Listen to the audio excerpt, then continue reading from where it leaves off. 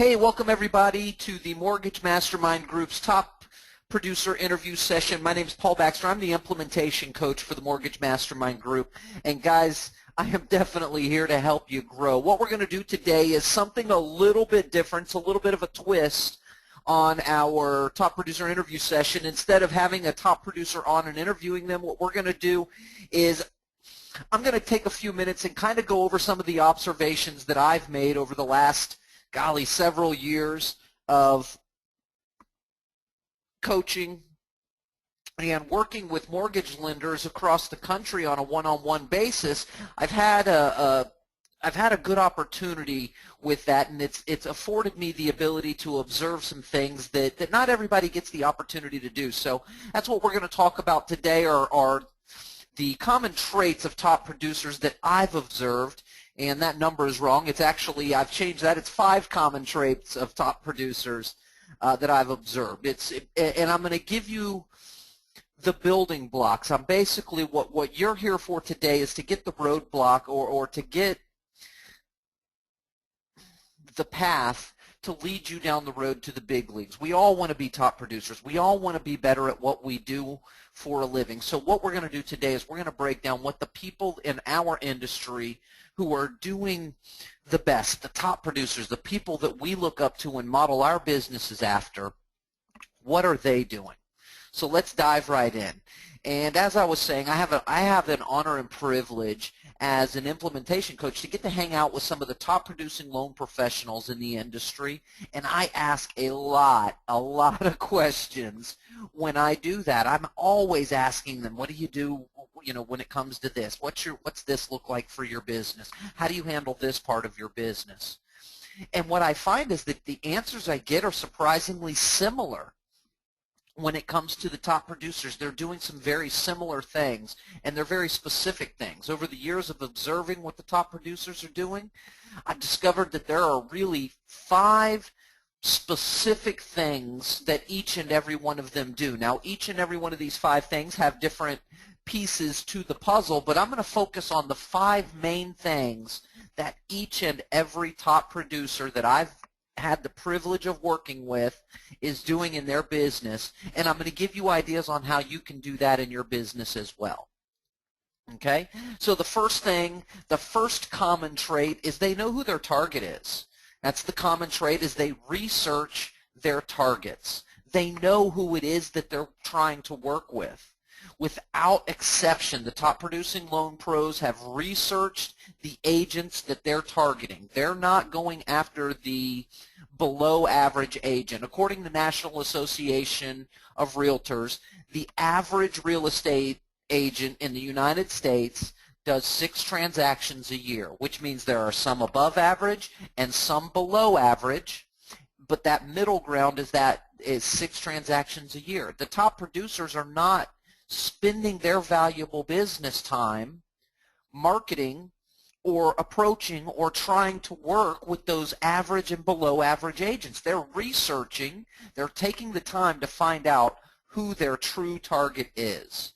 And I will tell you, in the business that I am, every marketing guru or coach out there, we all start our one-on-one clients. The very first thing we start with teaching is how to target the right people, how to research and find out who the right target is for what it is that we're selling. And that goes for any kind of coach, whether it be in the mortgage business or not. It's all about knowing who your target is. So some places where you can research for your targets, there's homes.com. If you've never been there before, you have an ability to not just search for homes for sale, but you have an ability to search for professionals in your area. And that will give you a good idea. What I found on homes.com that's really cool is it gives you an influence number, meaning how many people have gone there and given them a review or things like that. How many questions have they answered on the question and answer part? How many listings do they have currently on homes.com? All those things are indicators of their influence. And that gives you, it's not going to give you their definite number, but it gives you a good idea of who the players are and who the non-players are. There's another site called realtrends.com, and if you go to realtrends.com, they have an actual ranking system that you can rank the top real estate agents, and it does it for the whole country. But what's really cool about realtrends.com is when you go to the site and you get to the map of the top real estate agents in the country, you can actually click on your state and then even sub-segment it by your specific town or area or metropolitan area to find out who the top real estate agents are in your specific area. What's really awesome about it is you are only going to get the best of the best on this list because they have minimum qualifiers to even make the list. The minimum qualifiers in terms of number of units, I believe, is 50 sides minimum, and then the dollar amount in terms of volume, I believe, is $20 million to even make the list. Now, that's a 12-month period of time, but that gives you a really good idea as to whether or not they're that above average or below average real estate agent, right? LinkedIn.com is a great place to determine who your targets are and find out if they're a player or not, if they're active, if they've got a real website connected to them that really, kind of shows a little bit, some of the things like what we teach you is you want to create that perception. Real estate agents need to create that perception as well. And so with LinkedIn, based on the number of connections they have and the number of reviews that they've got, or recommendations is what it's called on LinkedIn, and the number of endorsements for their skill sets, those are all indicators as to whether or not somebody is going to be above average or not above average. You can use Facebook to find out who your targets are.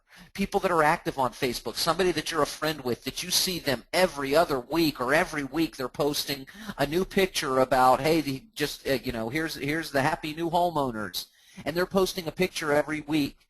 Well, they're doing at least 4 transactions a month, right?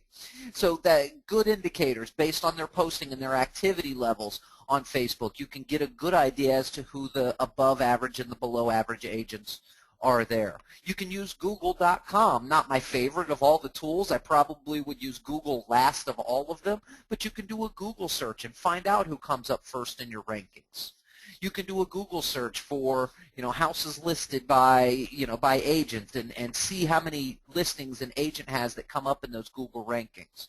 But you can use those tools to be able to find those people.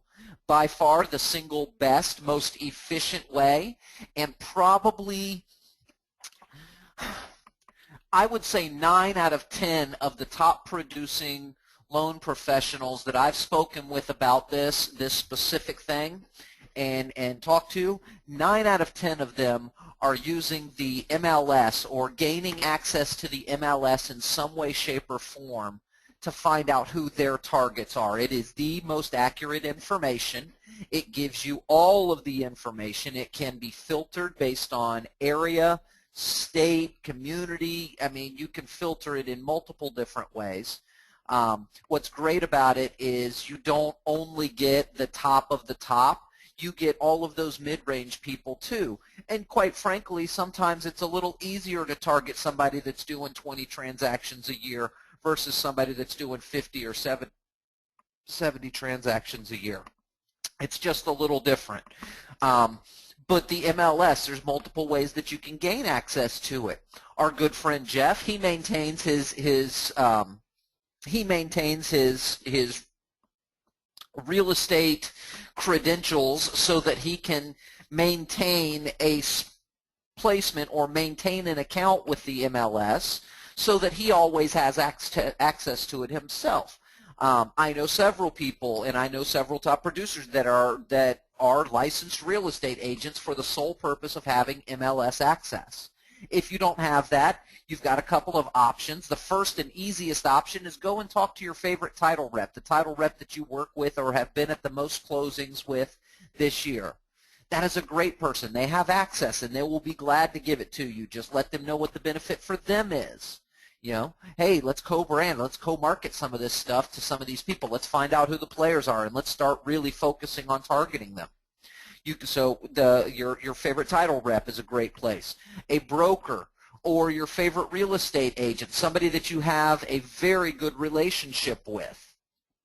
You've got to approach that not with kid gloves, but you want to be a little bit easier on approaching the agents with it, because you don't want them to think that you just don't want them to think that you don't still have their best interest at heart. So you want to make sure that you do that in a way that they understand that it's, there's not a benefit to the agent because you're looking to help other agents grow their business too, but you want to find a way to gain access to the MLS, because the amount of information is just absolutely invaluable. Like I said, you can make a conscious choice with access to the MLS to focus on the 10% of real estate agents in your area that are above average but below the top producers. Just that middle ground group of people. You can set a minimum standard that you only ever want to ever think about talking to an agent that does 15 transactions a year, no ifs, ands, or buts about it, and you can analyze a report that shows you all the agents in your area that fit that specific criteria.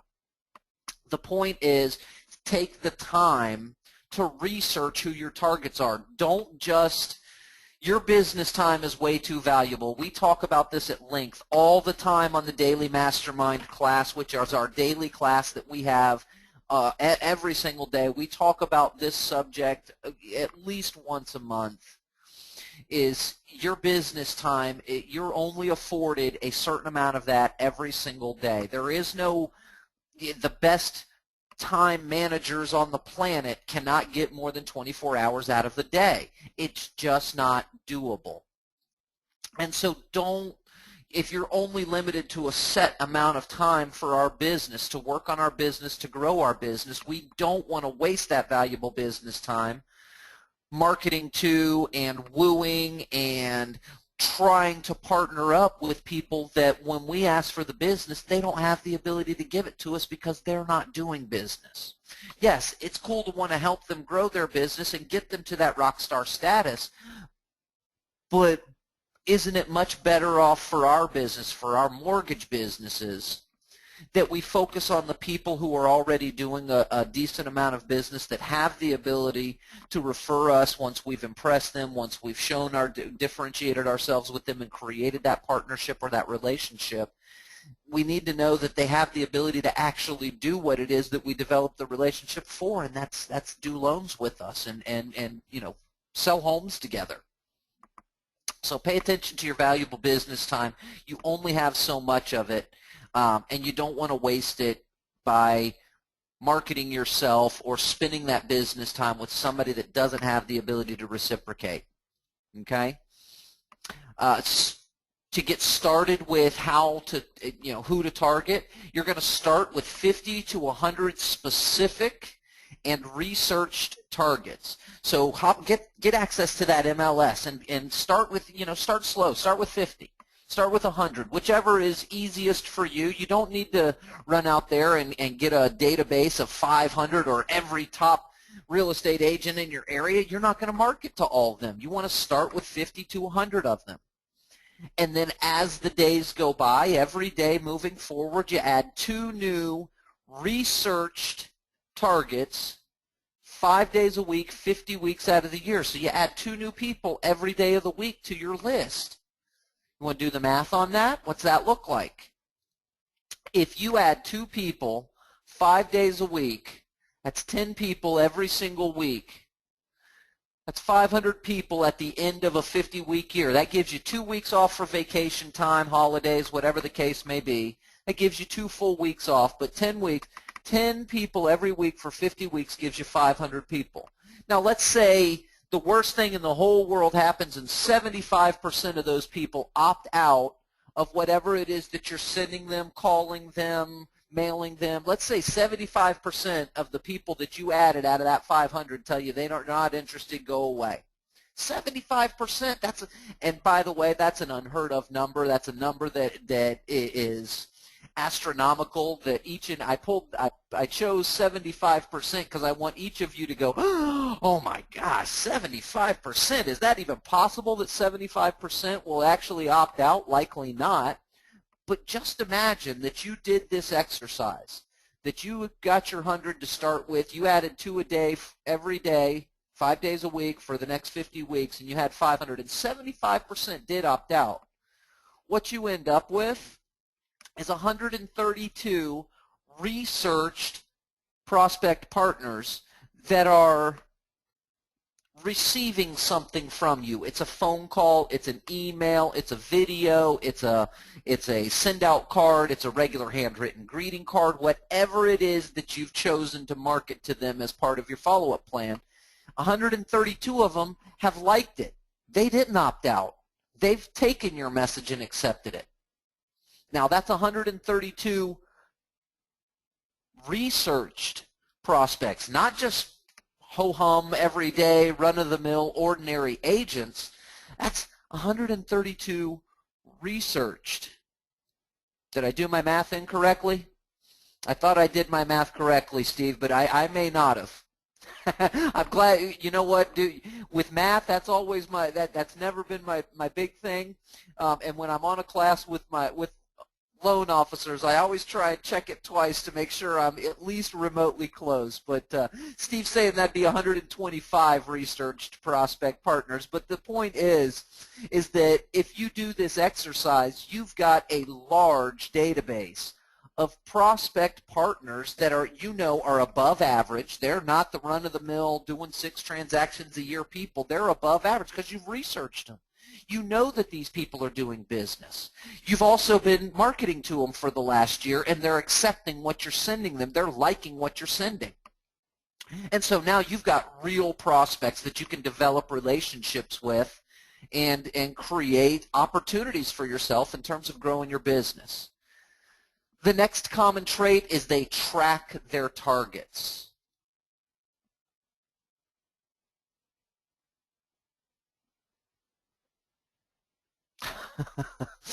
They track their targets. Each and every one of them, the common trait is they track their targets. All the top producers I know have a way to track the A agents, the B agents, and the C agents. And I want to let you know, if you were on this call with me, I feel firmly and strongly about this. If you have a group of agents that you consider to be D agents, open up that list, highlight every name, email address, and phone number on that list, and click the delete button on your keyboard. You do not need them. They are not worth your business time.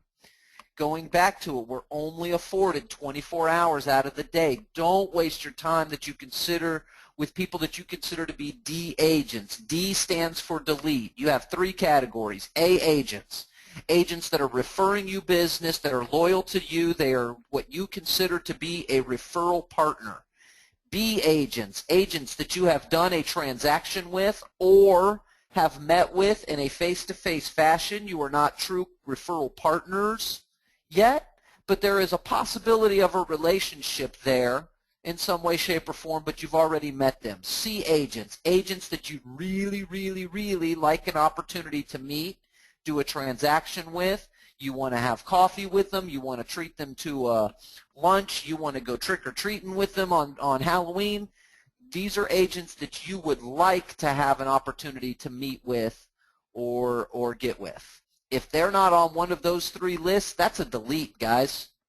So make sure you keep your lists clean. As a special note, make your own tracking spreadsheets. Don't go and borrow one from somebody else unless you've got a CRM system. If you have a CRM system, use that as your tracking sheets or your tracking for your partners. Those things are going to send you reminders and give you task notifications for when you need to follow up phone call and things like that. Those are great. If you do not have a CRM, which most I've found about 95% of loan officers do not have a true CRM, make your own tracking spreadsheet, okay, if you don't have a CRM. And to make your own tracking spreadsheet, there's a few specific things that you need to have on that when you create it. You can do it in either Excel or you can do it in Google Drive if you don't have Excel on your computer.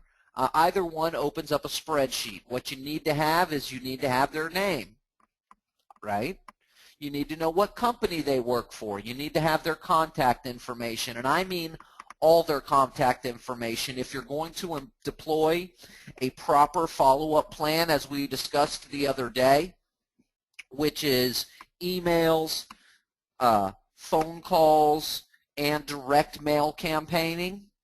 If you're going to do those things, the contact information needs to contain a phone number, an email address, and a physical address. You need all that contact information.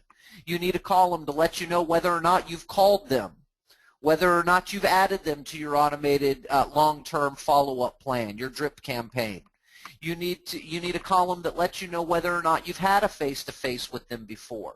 You need a column to let you know, have they given you any referrals? If so, have you had any closings, any actual closings with them?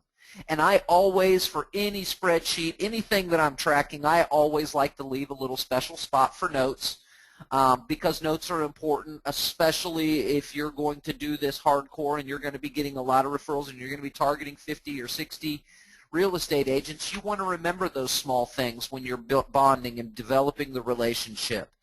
In the notes section, you want to put stuff down like, hey, Jim's kid plays first base for the Little League team and hit his first home run last week. You know, proud papa moment. Notes. You know, hey, Corvy's daughter is going to be graduating high school this year. Note to self. You know, that kind of stuff is what you want. It's relationship helpers. But it's important to make sure that you keep note of that so that you don't forget. When you're working with, trying to work with 50 people and you're calling on them and you're really marketing to your targets, it's hard to remember all those details about each and every person. At least it is for me. If you've got that photogenic memory, then more power to you. I'm excited for you. You don't have to take notes the same way I do. Each and every one of the top producers that I know have a follow-up plan.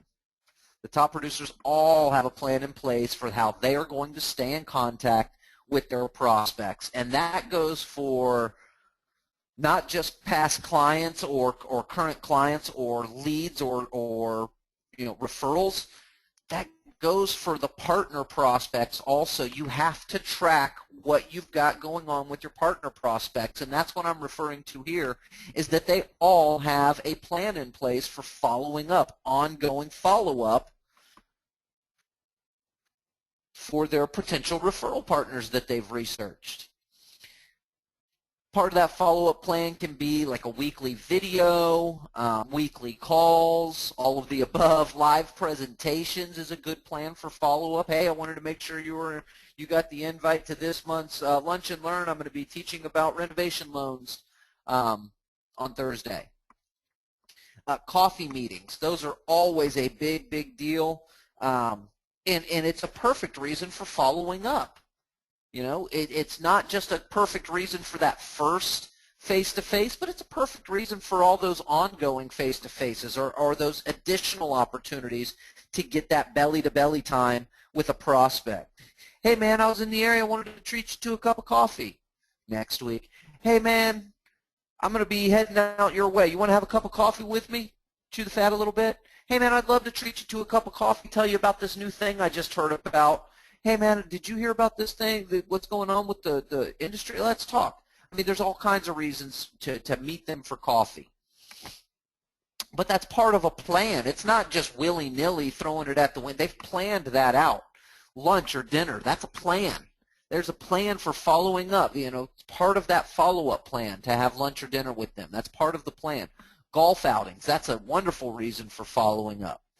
Give them that reason. Greeting cards is a great part of your follow-up plan. If you are not, guys, let me take a segment here and just kind of get on a little tangent, as it were. If you have not incorporated some sort of direct mailing, meaning putting something in a physical mailbox as opposed to emailing, if you don't have some sort of direct mailing as part of your marketing plan, whether it be to clients, whether it be to prospects, no matter what, if you do not have some sort of direct mailing as part of your marketing plan, you are missing a very, very big boat. No, you are not hurting anything, but boy, is it a big boat that is floating down this wonderful river called success. And the reason for that is because there was a statistic recently. The average adult, meaning somebody over the age of 24 is the way they classified it on the statistics, The average adult in the United States gets 147 emails per, wait for it, yeah, day.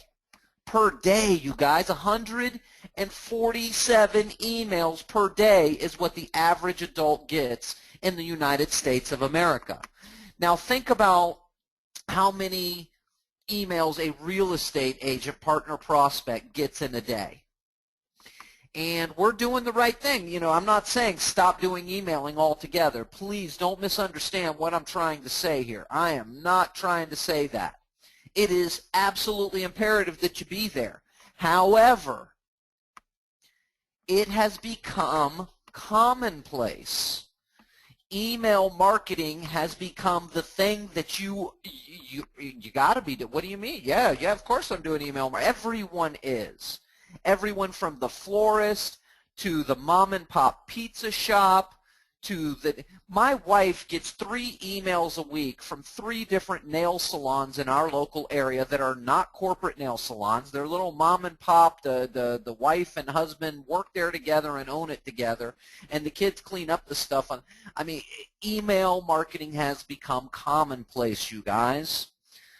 Whereas in the late 80s, early to mid 90s, direct mail marketing had become commonplace. Everybody and their father had found a cheap printer, and we were buying bulk postage for 12 cents a stamp. And I mean, you could get a 2,000-piece mailer sent out for under 30 cents a piece at one point, including your list. It had just gotten to where it had gotten to what email has gotten to today. Everybody and their grandfather, everybody and their mother was doing direct mail marketing. And then email marketing started getting some legs. It started generating sales for businesses, not just mortgage businesses and real estate businesses, but all businesses. And it became, that's where you needed it. It was cheaper. You didn't have to pay for postage. You could do it pretty easily. And it was, the message was getting noticed because you were in a place where it's a little more private. You're not stuffed in there with 1,000 other pieces of direct mail in the inbox. Well, guess what? The scale is tipping back the other direction now, guys. Now your email is in an email with 146 other emails every day. Every day, 146 pieces of mail are being delivered, and yours gets to be that extra one that puts them at the 147. Even if your people are not getting, I mean, 50, 20, 30, how many pieces is too many for you to get recognized? Not saying stop doing it. What I'm saying, though, is with all of that stuff going to the email, guess what people are not doing any longer? That's right. I'll go 2 or 3 days in a row without a direct mail piece other than a bill or something like that. A lot of times you'll go a week without getting some sort of marketing thing in the mail. Well, what would happen, guys, if you chose to kind of put yourself where others are not going? Real estate agents are used to getting emails from mortgage lenders. They get probably, I challenge each and every one of you on this call with me right now here today to call up your very favorite, the one you've got the best relationship with. I mean, a full-on, a real relationship real estate agent, and say to them, hey, let me ask you something. How many newsletters from loan officers do you get every week? I'm willing to bet you that the minimum number that we hear is 5. Ask them how many greeting cards or marketing pieces in their mailbox do they get from mortgage lenders. You know what the answer is going to be? 0.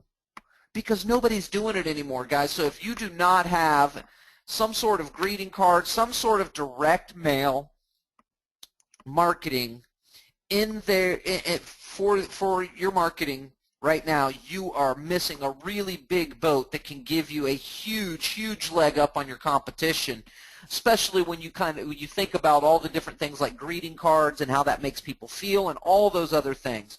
I highly recommend, and that's my little tangent for today, highly recommend that if you're not doing any kind of direct mail marketing, you need to be doing so right away.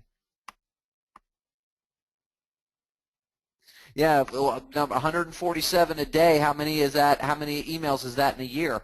Absolutely, it's a crazy number. It's a crazy number. So again, they have a follow-up plan. Your follow-up plan should include steps for your A agents, meaning you've got a follow-up plan specifically for your A agents. And then you've got a follow-up plan specifically for your B and your C agents.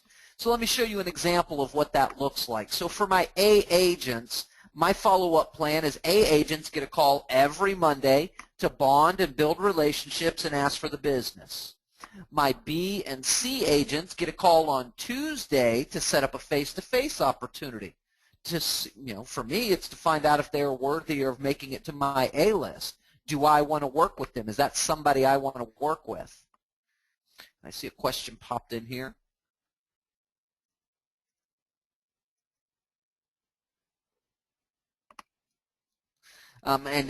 So Jeff, going back to what we were talking about with direct mail, says LOs can get the agent's home address usually through their state's real estate department. Most agents use their home address as their mailing address.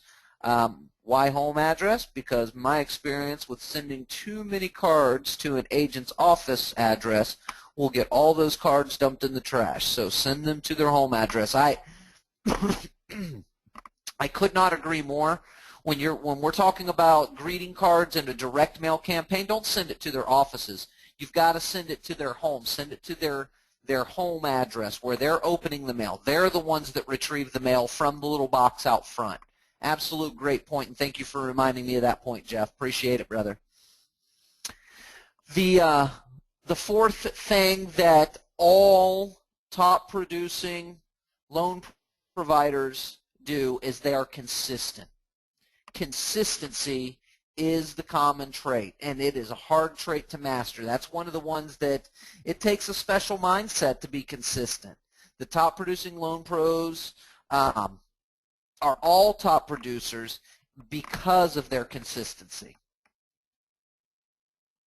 Where do you get the addresses again? So you can get those from your real estate department, the licensing board. When most real estate agents use their home address for their licensing address, and you can get that straight from the board. That's easy information to get.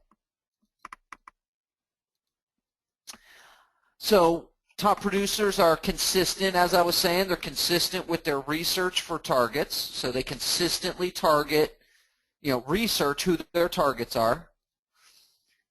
They consistently track those they are targeting, so they're researching consistently. They're consistently tracking every step. And then the follow-up plan allows them to communicate with their targets consistently. There's a common theme. It's about staying consistent. It's about being consistent in researching the targets. Do that, consistently. 2 a day, 5 days a week, 50 weeks out of the year. That's how they build their list. 2 a day, 5 days a week, 50 weeks out of the year. 2 researched people every day, consistently researching those people, consistently tracking those targets. Once you've got them, and you made a call, left a voice message, you mark that, you track that. Had a face-to-face, you track that. Did a closing, did 3 closings, gave me 4 referrals, did 2 closings. You track those things. Know who it is that you're targeting, and then track them so that you get better results. And then having a follow-up plan allows you to not miss a step when it comes to communication. And I will tell you, that is the key factor with winning a new relationship or not winning a new relationship, is how well you communicate and the consistency in which you communicate. A lot of times it may take 5 or 6 communications before you've bought enough brain cells for them to feel comfortable enough to know you, to trust you, to like you. And so your consistency over time will break down those barriers. It will buy those brain cells you need to get that action step to happen. What does consistency actually look like? So they do a video consistently every week to keep their face, not just name, in front of their targets. They time block to make sure that come hell or high water, The Monday and Tuesday calls, remember the A agents are on Monday, the B's and C's are on Tuesday. They make sure they time block to make sure that those calls are made. The single most high dollar activity you can make are those follow-up calls to get those face-to-face opportunities, because that's where the opportunities come from. But they time block it to make sure that they do it consistently. They can't just call this Monday, skip next Monday, call the next 2 Mondays in a row, skip the following Monday. You lose everything you've built up every time you lose that consistency. And it's not just Monday, it's the same time on Monday. The same time on Monday. Same day, same time, boom, you make it happen. Consistency. That's where the brain cells are bought. And they always ask for the business, period. No ifs, ands, or buts about it. Everything that they do, they consistently ask for the business. And that brings us to the 5th common trait. They ask for the business. I cannot say that loudly and proudly and hard enough. They ask for the business with everything that they do, every communication, every chance they get, they're asking for that opportunity, because you cannot leave it. This is your business. This is the purpose behind any marketing that you're doing. The reason you researched them and you tracked them for all those weeks before they took your phone call and gave you that face-to-face. The reason you did those things was to give yourself a chance to ask them for some business.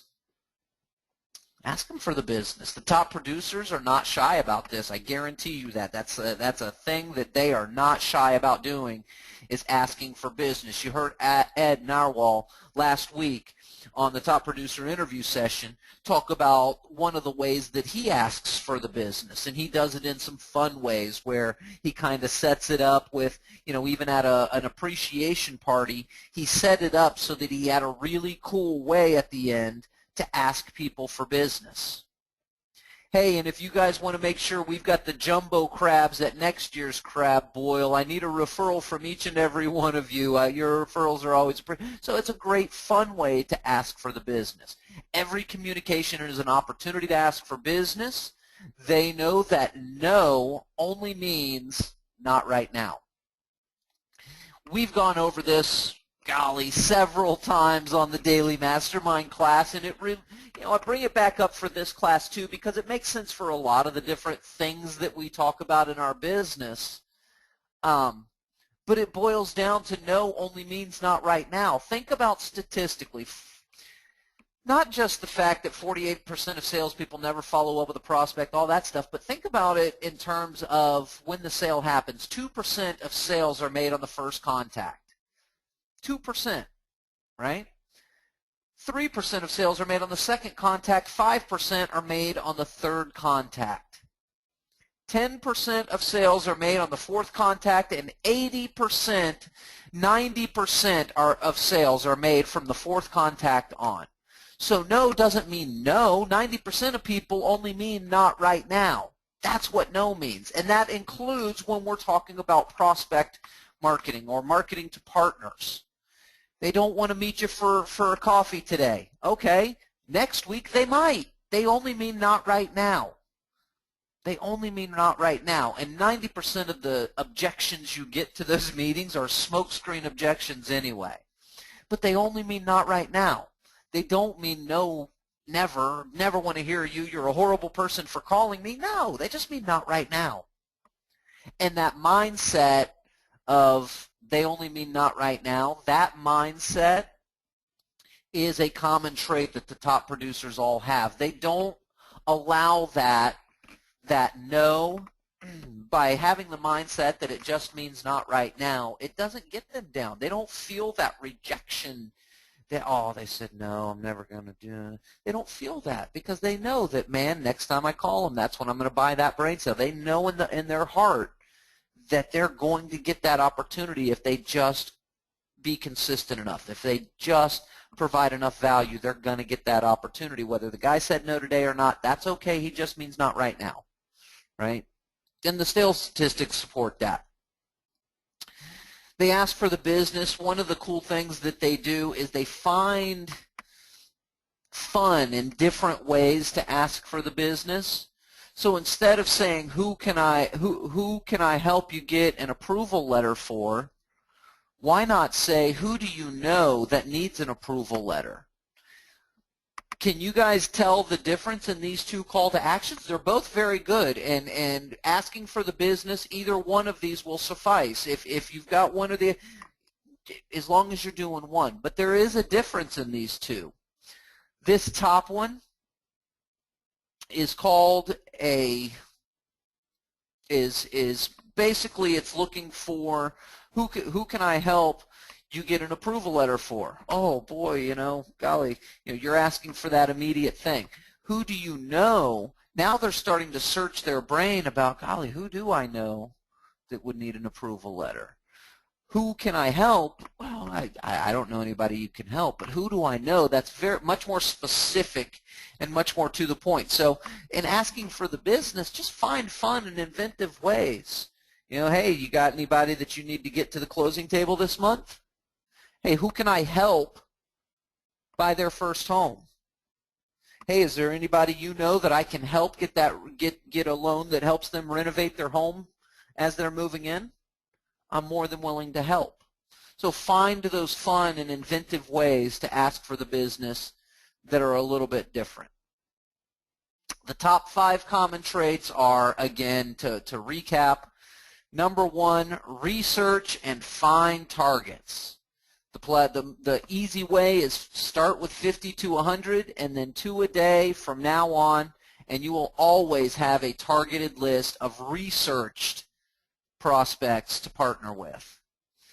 2, put your targets on your tracking sheet, but more importantly, use it. Don't just create it and not use it. The whole point is to make sure that you don't forget anybody, that everybody gets followed up with consistently. And that leads us to number 3, follow up with them like a crazy person. Just be a banshee about it. Just continuous follow-up. And you know what? Some may say, you call me way too much. Hey, man, as consistently as I'm calling you, as much as I call you and communicate with you, that's how consistent you can count on me being with following up and communicating with anybody that we work on a closing together with. Throw it back at them. Have fun with it. But follow up like a crazy person. Be consistent with your plan. Be consistent in adding your 2 new researched agents every single day. Be consistent on making sure that you're tracking those people that you've added to that target list. Be consistent in your follow-up plan. Be consistent in asking for the business. Maybe I should move be consistent to number 5.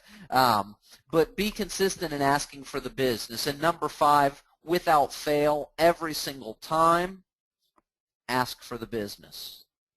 Ask for the business every single time. Every time.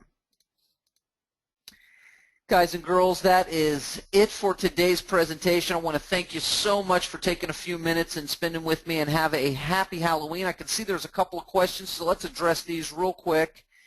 And let's address these. More RE agents own a home. Get your title company to give you access to property profiles, and then research by the agent's name. Most of the time you will get their home address. So Jeff is a knowledgeable MLS person that knows how to get in and around there with his experience in there.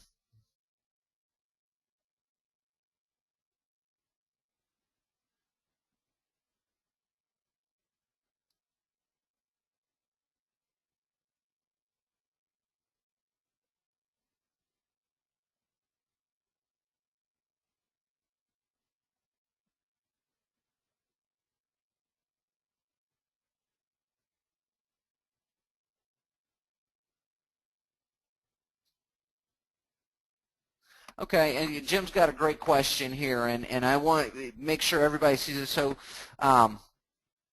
Jim says, I've noticed coaches talk a lot about what top producers do, but they never talk about scheduling time in for coaching and webinars and training. I know that there's a lot of great content, and I know that you record, but with the recording, you lose the ability to ask questions, and sometimes with the technical stuff, there needs to be a question asked. I want to perform like a top producer, but I don't want to lose the education opportunity. What is your opinion? How do you overcome this? So what my opinion of this is, Jim, is part of what a lot of top producers will do is they will actually time block in at their own education. You kind of block that into your time block. And I know I typically don't go over it when I'm showing time blocks, or when we're talking about things like today, when we talk about the common traits of top producers. I didn't talk about their education part of it. I coach most of them, and so that's part of it. You know, to me, that I just didn't think about adding that part in. When I'm doing time block classes, I purposely don't add that in because I don't want you guys to think that that's a high dollar, it's a high value item, but it's not a high dollar item. It's one of those items that you've got to make sure that you allow yourself time for, but don't let it affect the things that actually make you the most amount of money. So the way that I recommend that you handle that, and this is what I help my one-on-one coaching clients with and talk to them.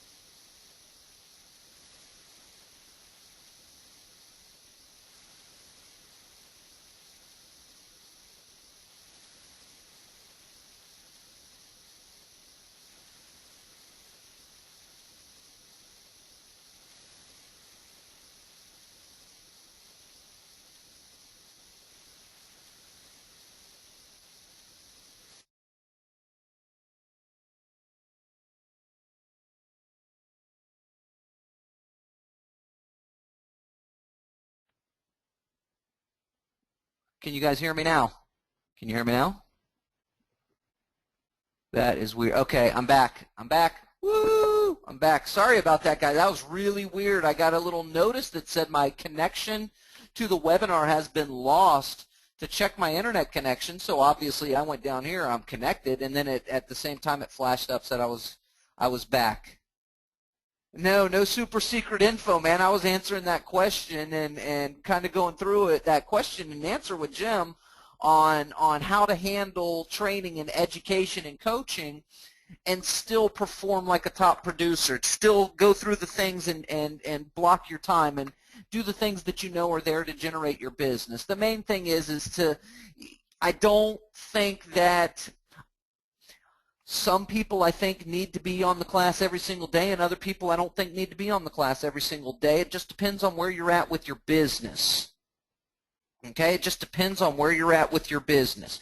As your business grows, you're going to need to put people into place in your business that take over some of the things for you. Somebody that does your social media marketing for you so you can focus on those face-to-faces. Somebody that does your video editing for you and gets it on your website so you can focus on those phone calls. When that becomes the case, what happens then is your assistant now becomes the person that comes on the daily education classes. You become, you see topics that you think are interesting. Hey, go watch this. I want the Reader's Digest version. That way you don't have to. And so, as you progress and become a top producer through the things that you're doing, the amount of time that you have to spend on education and being on the classes and things like that becomes a little bit less. It just does. And so my recommendation to you is, for now, time block in being part of the class. Make sure that you're on that class and put it as part of your time block. Put it as part of your time block. That's the way I recommend that you do that. So there's some new folks on here, and I want to say thank you again for taking a peek and give us an opportunity to show you what we have. As promised, this is our full regular member-only class. This is not a sales webinar. I'm not, I don't have a fancy piece to put it together and say, hey, I'll do this for you. Look, I just wanted to invite you here to give you a good idea of what we do here at the Mortgage Mastermind Group. If you'd like to be part of our group, we would love to have you. We mastermind every Monday, every Wednesday, and every Thursday on the daily mastermind, and then we gather together here on Fridays for a top producer interview session. It's an hour each time. We cover content like how to use Facebook ads for your mortgage business, how to set up a proper follow-up plan, how to do proper time blocking, how to create a compelling future for yourself by knowing what your why is and figuring out a true budget to determine what you need to do on a monthly, weekly, and daily basis to be successful in your business. That's what we do here. We mastermind on how to grow mortgage businesses. If you'd like to be a part, just head over to mortgagemastermindgroup.com/take action. That's mortgagemastermindgroup.com/take action.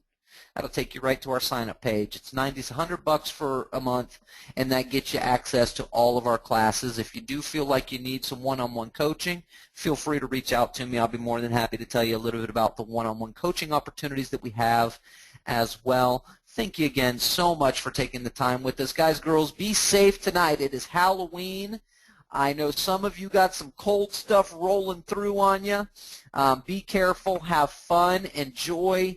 I know one of my favorite things about Halloween is seeing all the kids coming up with the candy and the costumes. Let's run a little contest if you guys want to. Everybody count the number of Elsas from Frozen that come to your front door. And whoever has the most Elsas will have a little prize package for. I don't know what the prize pack will be, but we're going to do something fun. So everybody count the number of Elsas from Frozen that come to your front door tonight and you hand candy to. Whoever has the most Elsas wins. I know last year I won the contest for most Duck Dynasties. I had 6 little boys come to my door wearing Duck Dynasty clothes last year. Yeah, we're going to be in the 60s too. It's cool here too, Jeff. We got, actually, well, it'll be a fun time. Guys, girls, have a very fun, have a very safe Halloween and a wonderful weekend. We'll see you right back here, same time, same place next week. Have a great day and a great weekend, everybody. We'll see you on the flip side.